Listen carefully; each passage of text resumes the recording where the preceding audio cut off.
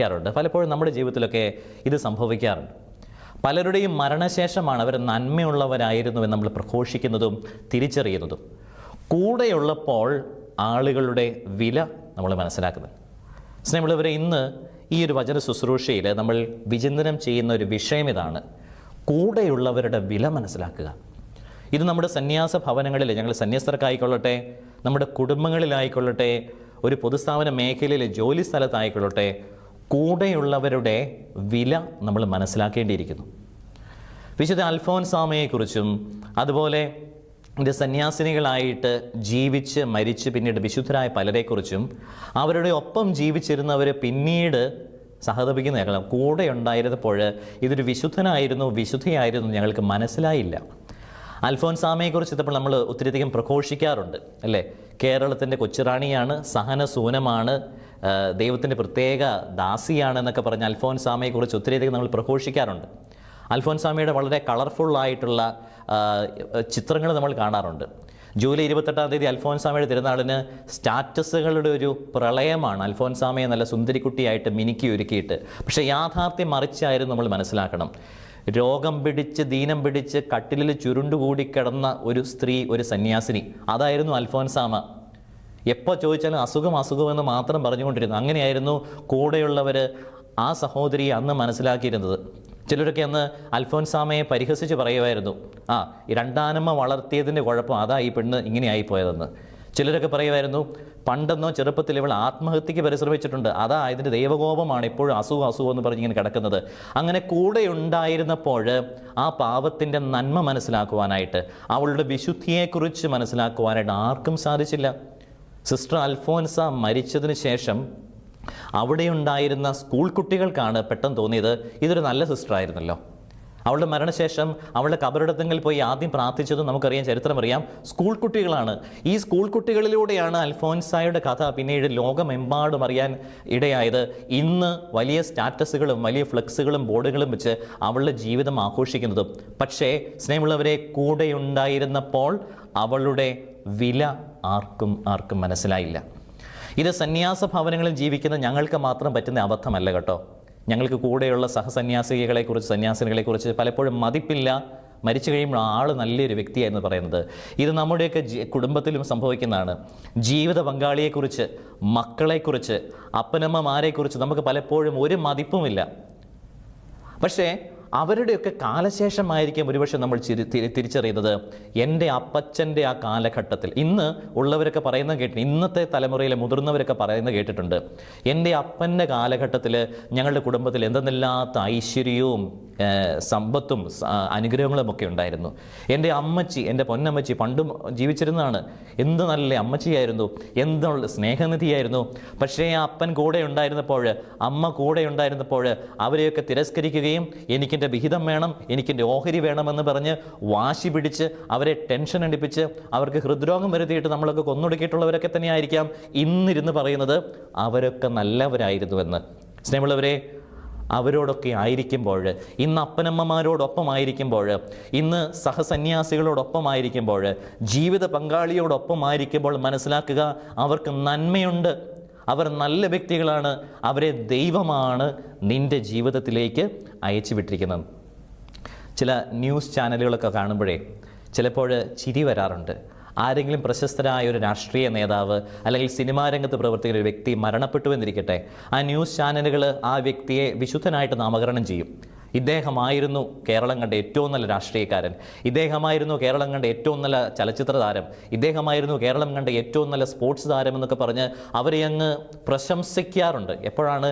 ആൾ മരിച്ച് മോർച്ചറിയിൽ കിടക്കുന്ന അവസരത്തിലാണ് നന്മ പറയുന്നത്. എന്നാൽ ആ വ്യക്തി ജീവിച്ചിരുന്ന കാലയളവിലൊക്കെ ഈ ചാനലുകളിൽ മാത്രമല്ല നമ്മുടെയൊക്കെ അനുദിന സംഭാഷണത്തിലൊക്കെയും ഇവരെ വ്യക്തിഹത്യ ചെയ്തതാണ്. ഇത്രയും മോശപ്പെട്ട ഒരു രാഷ്ട്രീയ നേതാവ്, ഇത്രയും മോശപ്പെട്ട ഒരു ചലച്ചിത്ര താരം, ഇത്രയും മോശപ്പെട്ട ഒരു സ്പോർട്സ് താരം അല്ലെങ്കിൽ ഒരു വ്യക്തി എന്ന് പറഞ്ഞ് നമ്മൾ അവരെ താറടിച്ച് കാണിക്കാറുണ്ട്. പലപ്പോഴും നന്മകൾ പ്രഘോഷിക്കപ്പെടുന്നത് ഓരോ വ്യക്തികളുടെയും മരണശേഷമാണ് എന്നുള്ള സത്യം സ്നേഹമുള്ളവരെ നമ്മൾ തിരിച്ചറിയുക. അപ്പോൾ അതിന് പകരമായിട്ട് കൂടെയുള്ളവരെക്കുറിച്ച് ഇപ്പോൾ തന്നെ നല്ല മതിപ്പോടുകൂടി സംസാരിക്കുക. നമ്മുടെ മനസ്സിൽ കൂടെയുള്ളവരെക്കുറിച്ച് നന്മ ചിന്തിക്കുക. ക്രിസ്തുവിലേറെ സ്നേഹമുള്ളവരെ, എൻ്റെയും നിങ്ങളുടെയും ഒക്കെ ജീവിതത്തിൽ നമ്മളെക്കുറിച്ചും പലർക്കും ഇപ്പോൾ മതിപ്പില്ലാത്തവരുണ്ടാവാം. നമ്മുടെ നന്മകൾ കാണാത്തവർ, നമ്മുടെ കഠിനാധ്വാനം കാണാത്തവർ, നമ്മുടെ അർപ്പണബോധം കാണാത്തവരായിട്ടുള്ള നിരവധി പേര് നമുക്ക് ചുറ്റും ജീവിക്കുന്നവരുണ്ടാവാം. നമുക്ക് ചുറ്റുമെന്ന് പറയുമ്പോൾ നമ്മുടെ ഭവനത്തിൽ തന്നെ, എൻ്റെയൊക്കെ ആണെങ്കിൽ എന്നോട് കൂടെ ആശ്രമത്തിൽ തന്നെ ജീവിക്കുന്ന പലരും ഉണ്ടാവാം, എൻ്റെ നന്മകൾ ഒരിക്കലും കാണാത്തവർ. വിഷമിക്കേണ്ട, ഈശോയും അങ്ങനെ തന്നെയായിരുന്നു. ഈശോ തൻ്റെ പരസ്യ ജീവിതകാലത്ത് ചെയ്യാത്ത നന്മകളുണ്ടോ? ഈശോ നന്മ പ്രവർത്തിച്ചു, രോഗികളെ സുഖപ്പെടുത്തി, ദരിദ്രർക്ക് ഭക്ഷണം നൽകി, വചനം പ്രഘോഷിച്ചു, കരുണ കാണിച്ചു, സ്നേഹിച്ചു, സൗഹൃദങ്ങൾ സ്ഥാപിച്ചു. എന്നിട്ടും അവൻ ദൈവപുത്രനാണ് എന്നൊരു വ്യക്തി പരസ്യമായിട്ട് പ്രഖ്യാപിക്കാനുള്ള അവസരം എപ്പോഴാണ് ഒരുങ്ങിയെന്നറിയാമോ? യേശു കുരിശിൽ കിടന്ന് മരിച്ച അവസരത്തിൽ.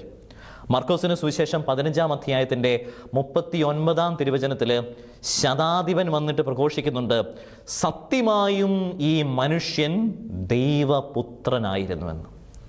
ഈശോയിലേറെ സ്നേഹമുള്ളവരെ, ഈശോയുടെ നന്മ കാണാൻ സാധിക്കാതെ പോയ ഒരു ജനസമൂഹത്തിൻ്റെ പ്രതിനിധിയായിട്ടാണ് ഈ ശതാധിപൻ വന്ന് പറയുന്നത്, സത്യമായും ഈ മനുഷ്യൻ ദൈവപുത്രനായിരുന്നുവെന്ന്.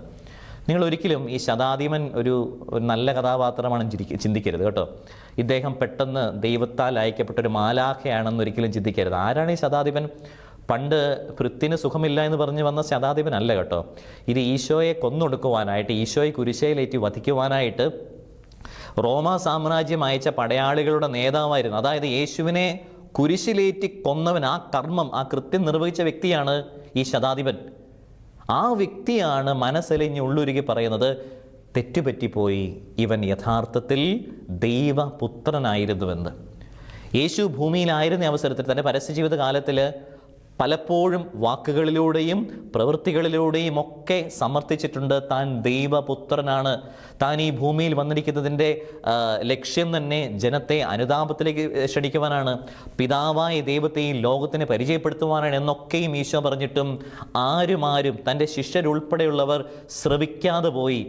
യേശു ദൈവപുത്രനാണ് എന്നുള്ള സത്യം മനസ്സിലായത് അവൻ അവരുടെ കൂടെ ഉണ്ടായിരുന്നപ്പോഴായിരുന്നില്ല, യേശു മരിച്ച് കുരിശിൽ തൂങ്ങിക്കിടന്ന അവസരത്തിലായിരുന്നു അവനെക്കുറിച്ച് ശത്രുക്കൾ പോലും നന്മ പറഞ്ഞത്. ഈശോയിലേറെ സ്നേഹമുള്ളവരെ, നമ്മുടെയൊക്കെ ജീവിതത്തിലും പറ്റുന്നൊരു ബുദ്ധിമുട്ട്, ഒരു വേദനയാണിത്. എൻ്റെ ഞാൻ ജീവിച്ചിരിക്കുന്ന അവസരത്തിൽ എനിക്ക് എന്തെല്ലാം നന്മയുണ്ടായിക്കൊള്ളട്ടെ, എന്തെല്ലാം കഷ്ടപ്പാടുകളിലൂടെ എൻ്റെ കുടുംബത്തിന് വേണ്ടി ഞാൻ കടന്നു പോകുന്നുണ്ട്, പക്ഷേ എൻ്റെ കുടുംബത്തിലുള്ളവർ, എൻ്റെ സമൂഹത്തിലുള്ളവർ ഒരിക്കലും എന്നെക്കുറിച്ച് നന്മ പറയില്ല. എന്നെ കള്ളനെന്ന് വിളിക്കും, എന്നെ ഒരു തെറ്റുകാരനെന്ന രീതിയിൽ ചിത്രീകരിക്കും. അപ്പോഴൊക്കെ മനസ്സിലാക്കുക, ദൈവപുത്രനായ യേശു പോലും ഈ ഭൂമിയിൽ ആയിരുന്ന സമയത്ത് തിരസ്കരിക്കപ്പെട്ടിട്ടുണ്ട്. ചിലരൊക്കെ പറയാറുണ്ട്, എൻ്റെ വീട്ടിൽ എനിക്ക് ഒരു വിലയുമില്ല, നാട്ടിലൊരു വിലയുമില്ല. ഭാര്യയാൽ തിരസ്കരിക്കപ്പെടുന്ന ഭർത്താക്കന്മാരാൽ തിരസ്കരിക്കപ്പെടുന്ന ഭാര്യമാർ, മക്കളാൽ തിരസ്കരിക്കപ്പെടുന്ന അപ്പനമ്മമാർ. മക്കളൊന്നും ഒരിക്കലും അപ്പനമ്മമാർക്ക് ഒരു വിലയും നൽകാറില്ല. ദമ്പതികൾ പരസ്പരം അങ്ങോട്ടും ഇങ്ങോട്ടും ഒരു വിലയും നൽകാറില്ലാത്തപ്പോൾ ഈ വ്യക്തികളൊക്കെ വലിയ ദുഃഖ ദുരിതങ്ങളിലൂടെയാണ് കടന്നു, ഏകാന്തതയിലൂടെ കടന്നു. എന്നിട്ട് പറയും, എനിക്കൊരിടത്തും ഒരു വിലയും നിലയുമില്ല, എന്നെ ആർക്കും വേണ്ട എന്ന് പറയുമ്പോൾ ഞാൻ അവരോട് ഉത്തരമായിട്ട് പറയുന്നൊരു കാര്യം ഇത്ര മാത്രമേ ഉള്ളൂ. സ്നേഹമുള്ള സഹോദര സഹോദരി, നമ്മൾ ഒരു പച്ചക്കറി മാർക്കറ്റിലോ അല്ലെങ്കിൽ ഒരു കടയിൽ പോകുമ്പോൾ അവിടെ പല സാധന സാമഗ്രികളുണ്ട്. പച്ചക്കറി ഉണ്ടാവാം, ഇറച്ചി ഉണ്ടാവാം, മറ്റ് വസ്തുവകളൊക്കെ ഉണ്ടാവാം. അതിൻ്റെയൊക്കെ വില നിശ്ചയിക്കുന്നത് മനുഷ്യനാണ്, അല്ലേ? പക്ഷേ മനുഷ്യൻ്റെ വില നിശ്ചയിക്കുന്നത് മനുഷ്യനല്ല, ദൈവമാണ്. ഈ ഒരു സത്യം മനസ്സിൽ കുറിച്ചിട്ട് കൊള്ളുക. നമ്മളൊക്കെയും നമ്മുടെ ജീവിതത്തിലും സ്വന്തം കുടുംബത്തിലും നമ്മുടെ ജോലി സ്ഥലങ്ങളിലുമൊക്കെ അവഗണിക്കപ്പെടുമ്പോൾ, നമ്മുടെ നന്മ മറ്റുള്ളവർ കാണാതെ വരുമ്പോൾ, എന്നെ എല്ലാവരും ചവിട്ടി താഴ്ത്തുമ്പോൾ എനിക്ക് വിലയില്ലല്ലോ, എന്നെ വെറുതെ കറിവേപ്പില പോലെ എടുത്ത് ദൂരെ എറിയപ്പെടുകയാണല്ലോ എന്നോർത്ത് ആരും വിഷമിക്കരുത്. കാരണം ദൈവപുത്രനായ യേശു പോലും ഇത്തരം തിരസ്കരണങ്ങളിലൂടെ കടന്നുപോയി. അതോടൊപ്പം തന്നെ മനസ്സിൽ കുറിച്ചിട്ട് കൊള്ളുക, നിന്റെ വില നിശ്ചയിക്കുന്നത് മനുഷ്യരല്ല, മറിച്ച് ദൈവമാണ്. അതുകൊണ്ട് തന്നെയാണ് ഏശയ്യാ പ്രവാചകന്റെ ഗ്രന്ഥത്തിലെ 43-ാം അധ്യായം 4-ാം തിരുവചനത്തിൽ നമ്മൾ വായിക്കുന്നു, നീ എനിക്ക് വിലപ്പെട്ടവനും ബഹുമാന്യനും പ്രിയങ്കരനുമാണ്. ആ ഗാനമുണ്ട്, ഈ വചനത്തെ ആസ്പദമാക്കിയ ഗാനത്തിൽ പറയുന്നുണ്ട്, നീ എനിക്കെന്നും വിലപ്പെട്ടവനും ബഹുമാന്യനും അമൂല്യനുമാണ്. നോക്കുക, ഞാൻ എൻ്റെ ദൈവത്തിൻ്റെ മുൻപിൽ വിലയുള്ളവനാണ്, ഞാൻ എൻ്റെ ദൈവത്തിൻ്റെ മുൻപിൽ പ്രിയപ്പെട്ടവനാണ്. അതുകൊണ്ട് ഈ ലോകത്തിലുള്ള ആരും നിന്നെ തിരസ്കരിച്ചു കൊള്ളട്ടെ, നിൻ്റെ കുടുംബത്തിലുള്ളവരായിക്കൊള്ളട്ടെ, ആരുമായിക്കൊള്ളട്ടെ, നിന്നെ തള്ളി പറഞ്ഞുകൊള്ളട്ടെ, നിനക്ക് വില കൽപ്പിക്കാതിരുന്നു കൊള്ളട്ടെ, വിഷമിക്കേണ്ട, സങ്കടപ്പെടേണ്ട. കാരണം നിൻ്റെ വില നിശ്ചയിക്കുന്നത് മനുഷ്യനല്ല, മറിച്ച് ദൈവമാണ്. ഇതിൻ്റെ ഒരു കാരണമെന്ന് പറയും, എന്തുകൊണ്ട് നമ്മൾ മനുഷ്യരുടെ വില അതിനെ പരിഗണിക്കേണ്ട എന്ന് പറയുന്നതിന് കാരണം, മനുഷ്യർ കാണുന്ന രീതിയിലല്ല ദൈവം നമ്മളെ കാണുന്നത്. ദൈവം നമ്മളെ കാണുന്ന രീതിയിലല്ല മനുഷ്യർ നമ്മളെ കാണുന്നത്. സാമുവേലിൻ്റെ പുസ്തകം, 1-ാം പുസ്തകത്തിൻ്റെ 16-ാമത്തെ അധ്യായത്തിൽ ദാവീദിനെ അഭിഷേകം ചെയ്യുവാനായിട്ട് സാമുവേൽ കടന്നു വരുന്നുണ്ട്. അപ്പോൾ ആദ്യം ദാവീദിൻ്റെ സഹോദരന്മാരെയൊക്കെ ഇങ്ങനെ വിളിച്ച് പരേഡ് നടത്തുകയാണ് സാമുവേലിൻ്റെ മുൻപിൽ കൂടെ. നല്ല കരുത്തരും സുമുഖന്മാരുമായ വ്യക്തികളൊക്കെയും സഹോദരങ്ങളൊക്കെയും വരുമ്പോൾ ദൈവം സാമുവേലിനോട് പറയുന്നു, ഇവരെയൊന്നുമല്ല ഞാൻ തിരഞ്ഞെടുത്തിരിക്കുന്നത്. ഒടുവിൽ ബാലനായ ദാവീദ് കടന്നു വരുമ്പോൾ സാമുവേലിനോട് ദൈവം പറയുന്നുണ്ട്, ഇവനെ അങ്ങോട്ട് അഭിഷേകം ചെയ്ത്, ഇവൻ കുഞ്ഞാണ്, വലിയ കഴിവൊന്നും കാണുന്നില്ല, പക്ഷേ എനിക്ക് ഇവനെ മതി, ഇവനെയാണ് ഞാൻ തിരഞ്ഞെടുത്തിരിക്കുന്നതെന്ന് പറഞ്ഞിട്ട് ദൈവം പറയുന്ന, അല്ലെങ്കിൽ അവിടെ വചനത്തിൽ വായിക്കുന്ന ഒരു വചനമുണ്ട്. 1 സാമുവേൽ 16-ാം അധ്യായം 7-ാം തിരുവചനത്തിൽ, മനുഷ്യൻ കാണുന്നതല്ല കർത്താവ് കാണുന്നത്, മനുഷ്യൻ ബാഹ്യരൂപത്തിൽ ശ്രദ്ധിക്കുന്നു, കർത്താവാകട്ടെ ഹൃദയഭാവത്തിലും. സ്നേഹമുള്ളവരെ, ബാലനായ ദാവീദിനെ ദൈവത്തിന് ഉയർത്താൻ കഴിയുമെങ്കിൽ, ദാവീദിനെ വിലപ്പെട്ടവനും അമൂല്യനും പ്രിയങ്കരനുമായിട്ട് കരുതുവാൻ ദൈവത്തിന് കഴിയുമെങ്കിൽ, എന്തുകൊണ്ട് നിൻ്റെ കാര്യത്തിൽ ദൈവം ഇടപെടുകയില്ല? തീർച്ചയായിട്ടും ഈ ലോകത്തിൽ നിനക്ക് അഡ്രസ്സ് ഇല്ലായിരിക്കാം, കഴിവില്ലായിരിക്കാം, മുൻപ് പറഞ്ഞതുപോലെ കറിവേപ്പില പോലെ നിന്നെ ഉപയോഗിച്ചിട്ട് മാറ്റി വെച്ചിരിക്കുന്ന ഒരു വ്യക്തിയായിരിക്കാം, പക്ഷെ ദൈവത്തിന് നിന്നെ വേണം.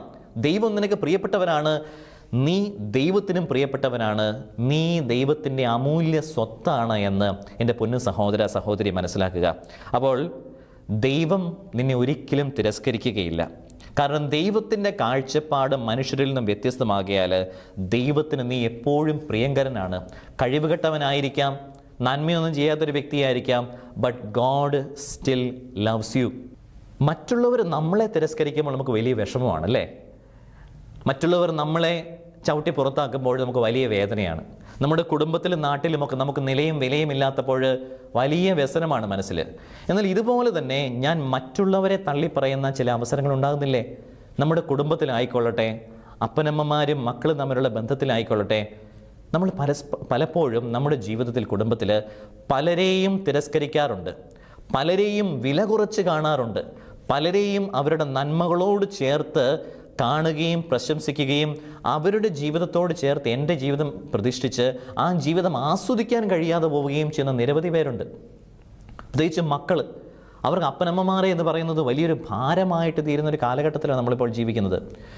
കുറച്ച് വർഷങ്ങൾക്ക് മുൻപ് ഞാൻ ഒരു മൃതസംസ്കാര ശുശ്രൂഷയിൽ പങ്കെടുക്കുവാനായിട്ട് പോയി. എനിക്ക് അത്ര വലിയ പരിചയമില്ലാത്തൊരു കുടുംബക്കാരായിരുന്നു. എൻ്റെ സുഹൃത്തുക്കളോടൊപ്പം ഞാൻ ആ മൃതസംസ്കാര ശുശ്രൂഷ ചെയ്യുന്നപ്പോൾ ഒരു കുടുംബനാഥനാണ് മരിച്ചിരിക്കുന്നത്. അവിടെ ചെന്നപ്പോൾ ഒരു പെൺകുട്ടി വാവിട്ട് നിലവിളിച്ച് കരയുകയാണ്. അപ്പാ എന്നോട് ക്ഷമിക്കണേ, പപ്പ എന്നെ വിട്ടു പോയല്ലോ എന്നൊക്കെ പറഞ്ഞിട്ട് ഇവളുടെ ദുഃഖത്തിനൊരു അറുതിയില്ല. ഞാനവിടെ ശ്രദ്ധിച്ചൊരു കാര്യം, സാധാരണഗതിയിൽ മൃതസംസ്കാര വേളകളൊക്കെ ഒരാൾ കണ്ണീരണിഞ്ഞ് വിലപിക്കുമ്പോൾ മറ്റുള്ളവർ കൂടെ ഇരുന്ന് ആശ്വസിപ്പിക്കാനായിട്ട് കാണും അല്ലേ? സാരമില്ല, കരയണ്ട എന്ന് പറഞ്ഞ് ചേർത്ത് നമ്മൾ നിർത്തും അവരെയൊക്കെ. പക്ഷേ ഈ പെൺകുട്ടി കരഞ്ഞ് നിലവിളിച്ചിട്ട് അവളെ ഒന്ന് ആശ്വസിപ്പിക്കാൻ ആരുമില്ല. അവളുടെ അമ്മ അവളിൽ നിന്ന് മാറിയിരിക്കുന്നു. ചുറ്റുവട്ടം ഭർത്താവോ മക്കളോ ആരുമില്ല. ഇവൾ മാത്രം പൊട്ടിക്കരയുകയാണ് ഈ മൃതശരീരത്തിൻ്റെ അടുത്തിരുന്നുകൊണ്ട്. ഞാൻ പിന്നീട് കാര്യങ്ങൾ തിരക്കിയപ്പോൾ എനിക്ക് മനസ്സിലായി, അപ്പൻ്റെ ഏറ്റവും വലിയ സുഹൃത്തും ഏറ്റവും ഇഷ്ടപ്പെട്ട മകളുമായിരുന്നു ഈ കുഞ്ഞ്. അവളെ വലിയ സ്നേഹത്തോടുകൂടി വളർത്തി വലുതാക്കി. പക്ഷേ വിവാഹപ്രായമായപ്പോൾ അപ്പനോടും അമ്മയോടും ഒന്നും പെർമിഷൻ ചോദിക്കാതെ ഇവള് അന്യമതസ്ഥനായ ഏതോ ഒരു വ്യക്തിയിലൂടെ ഇറങ്ങിക്കൊണ്ട് പോയി. നമുക്കറിയാം, നമ്മുടെ അപ്പച്ചന്മാർ ഇച്ചിരി വാശിക്കാരൊക്കെയാണ്. ചില ഡയലോഗൊക്കെ പറയും. അദ്ദേഹം അതുപോലെ തന്നെ പറഞ്ഞു, എനിക്കിങ്ങനൊരു മകളില്ല എന്ന് പ്രഖ്യാപിച്ചു. വെറുതെ പറഞ്ഞതാണ് കേട്ടോ, ആ ഉള്ളിലെ വിഷമം കാരണം. ഈ മകൾ ഇത് വളരെ സീരിയസ് ആയിട്ടെടുത്തു, കാര്യമായിട്ടെടുത്തു. ഇവളും പ്രഖ്യാപിച്ചു, എനിക്ക് ഇങ്ങനൊരു പപ്പയില്ല എന്ന് ഇവളും പ്രഖ്യാപിച്ചു. ഇത് ഈ മനുഷ്യനെ വല്ലാണ്ട് തകർത്ത് കളഞ്ഞു. അദ്ദേഹത്തിനത് മകൾ ഇറങ്ങിപ്പോയി എന്നതിലധികമായിട്ട് എനിക്കിങ്ങനൊരു അപ്പനില്ല എന്നവൾ പലരോടും പറഞ്ഞപ്പോൾ അത് ആ മനുഷ്യന് ഉൾക്കൊള്ളാനായിട്ട് സാധിക്കുന്നില്ലായിരുന്നു. അതോടുകൂടി അദ്ദേഹം വിഷാദ രോഗത്തിലേക്ക് പതിക്കുകയും പിന്നീട് ഹൃദയം നൊന്ത് ഹൃദയാഘാതമെന്ന് മരിക്കുകയുമാണ് ചെയ്തത്. അദ്ദേഹം മരിച്ചതിന് ശേഷമാണ് ഈ മകൾക്ക് ബോധോദയമുണ്ടായത്, സുബോധമുണ്ടായത്. എൻ്റെ പപ്പ ഒരു നല്ല മനുഷ്യനായിരുന്നു. അപ്പോഴാണ് മൃതസംസ്കാരത്തിന് ശുശ്രൂഷയിൽ വന്നിട്ട് ഈ നാടകമല്ല, യാഥാർത്ഥ്യം അല്ലേ, കണ്ണീര്, യഥാർത്ഥത്തിലുള്ള വേദന അപ്പോൾ പുറത്തു വരികയാണ് ചെയ്യുന്നത്. അപ്പോൾ ആ മകളുടെ സുബോധം പ്രവർത്തിച്ചത് അപ്പൻ്റെ എന്നുള്ള സത്യം ഞാൻ വളരെ വേദനയോടുകൂടി മനസ്സിലാക്കി. എൻ്റെ ഹൃദയം പെട്ടെന്ന് സഞ്ചരിച്ചത് ലൂക്കായുടെ സുവിശേഷത്തിലേക്കാണ്. അവിടെ ധൂർത്തപുത്രൻ്റെ കഥയുണ്ട് അല്ലേ. ധൂർത്തപുത്രന് സംഭവിച്ചത് ഏതാണ്ട് ഇതുപോലെയൊക്കെ തന്നെയാണ്. അപ്പൻ മരിച്ചില്ല, പക്ഷേ ധൂർത്തപുത്രൻ അപ്പനോട് കൂടെ ജീവിച്ച അവസരത്തിൽ ആ അപ്പൻ്റെ നന്മ മനസ്സിലാക്കുവാനായിട്ട്, ആ അപ്പൻ്റെ സ്നേഹം മനസ്സിലാക്കുവാനായിട്ട്, ആ അപ്പൻ്റെ കരുണ മനസ്സിലാക്കുവാനായിട്ട്, കരുതൽ മനസ്സിലാക്കുവാനായിട്ട് ആ ധൂർത്തപുത്രനെ കൊണ്ട് സാധിക്കാതെ വരുന്നു. അവനിറങ്ങി പോവുകയാണ്. തനിക്ക് കിട്ടാനുള്ള വിഹിതവുമായിട്ട് ഓഹരി മേടിച്ചിട്ട് അവൻ സ്വന്തം ഇഷ്ടപ്രകാരം പോയിട്ട് പന്നികളോടൊപ്പമായിരിക്കുമ്പോഴാണ് മനസ്സിലാകുന്നത് എൻ്റെ അപ്പൻ നല്ലവനായിരുന്നു. കണ്ടോ, ഇതാണ് നമ്മുടെയൊക്കെ കുടുംബജീവിതത്തിൽ സംഭവിക്കുന്നത്. അങ്ങ് വിദൂരത്തായിരിക്കുന്ന അവസരത്തിലാണ് പലപ്പോഴും തിരിച്ചറിവുണ്ടാകുന്നത്. അപ്പോൾ ആ സുവിശേഷത്തിൻ്റെ 17-ാം തിരുവചനത്തിൽ നമ്മൾ വായിക്കുന്നുണ്ട്, എൻ്റെ പിതാവിൻ്റെ ഭവനത്തിൽ എത്രയോ ദാസന്മാർ സന്തോഷത്തോടുകൂടി കഴിഞ്ഞു പോകുന്നു. അപ്പോഴവിടെ സുവിശേഷകൻ എഴുതി ചേർക്കുന്നു, അപ്പോൾ ആ നിമിഷം അവന് സുബോധമുണ്ടായി എന്ന്. എൻ്റെ പ്രിയമുള്ളവരെ, നമുക്കൊക്കെ എന്ന് സുബോധമുണ്ടാകും? നമ്മുടെ കുടുംബജീവിതത്തിൽ, പ്രത്യേകിച്ച് മാതാപിതാക്കളോട് ചേർന്നുള്ള നമ്മുടെ ജീവിതത്തിൽ, അല്ലെങ്കിൽ നമ്മുടെ സുഹൃത്ത് വലയങ്ങളിലൊക്കെ എപ്പോൾ നമുക്ക് സുബോധമുണ്ടാകും? ആൾ മരിച്ച് മണ്ണോട് മണ്ണാകാനായിട്ട് നോക്കി നിൽക്കണോ? ഒന്ന് ക്ഷമിച്ചുകൂടെ? ഒന്ന് പൊറുത്തുകൂടെ? സ്നേഹത്തോടുകൂടി, കരുതലോടുകൂടി ആ വ്യക്തിയെ ഒന്നുകൂടി ഒന്ന് പരിഗണിച്ചുകൂടെ? സുബോധം വരുവാനായിട്ട് ആൾ മരിക്കുന്നിടം വരെ നമ്മൾ കാത്തു നിൽക്കണോ?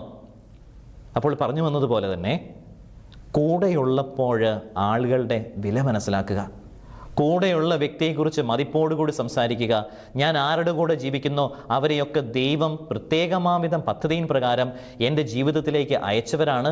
അതുകൊണ്ട് തന്നെ അവരുടെ കുറവുകളെയൊന്നും പരിഗണിക്കാതെ അവരുടെ കുറവുകളൊക്കെ ക്ഷമിച്ചുകൊണ്ട് സ്നേഹത്തോടും സന്തോഷത്തോടും സഹിഷ്ണുതയോടും കൂടി അവരോടൊപ്പം ജീവിക്കുവാനായിട്ട് നമ്മളെക്കൊണ്ട് കഴിയുക തന്നെ ചെയ്യണം. ഇത് മാതാപിതാക്കളും മക്കളും തമ്മിലുള്ള ബന്ധത്തിൽ മാത്രമല്ല, ദമ്പതികൾ തമ്മിലുള്ള ബന്ധത്തിലും പലപ്പോഴും കൂടെയുള്ള ആൾക്കാരെക്കുറിച്ച് മതിപ്പ് വളരെ വളരെ കുറവാണ്.